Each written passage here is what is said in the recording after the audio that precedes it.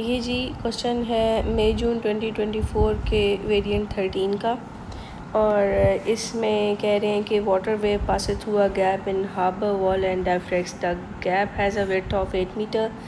The wave travels directly towards the gap for which wavelength is the diffraction of the wave greatest. तो हमने पढ़ा हुआ है एक तो बात कि गैप का साइज़ और वेवलेंथ अगर कंपेरेबल हों, यानी एक जितने हों, तो मैक्सिमम डायफ्रेक्शन होती है.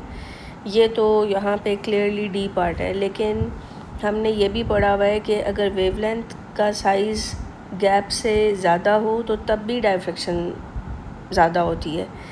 और अगर बहुत ही ज़्यादा डिफरेंस हो, यानी वेवलेंथ बहुत बड़ी है, बहुत ज़्यादा मच लार्जर है than the gap size, than in that case diffraction बहुत कम होती है, बल्कि ना होने के बराबर होती है. बल्कि वो जो गैप है वो पॉइंट सोर्स ऑफ वेव की तरह बिहेव करता है इन दैट केस. फिर उसको आप डायफ्रेक्शन नहीं कह रहे होते.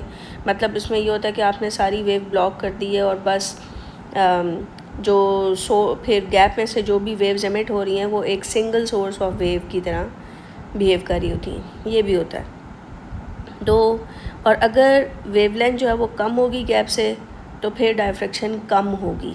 तो बराबर होना वेवलेंथ का और वेवलेंथ का बड़ा होना गैप से, वो दोनों डायफ्रेक्शन को इंक्रीज़ करता है.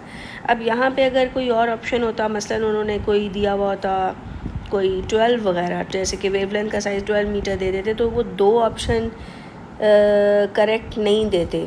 मतलब ऐसा नहीं हो सकता कि दोनों ऑप्शंस वो दे दें ऐसे जिसमें आपको डाउट हो.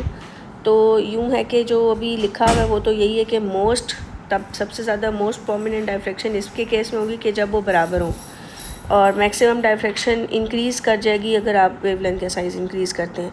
तो ज़रूर कोई ऐसी सिचुएशन आपको बताएगा जिसमें दो करेक्ट ऑप्शंस नहीं होंगे. तो आई होप आप समझ गए होंगे.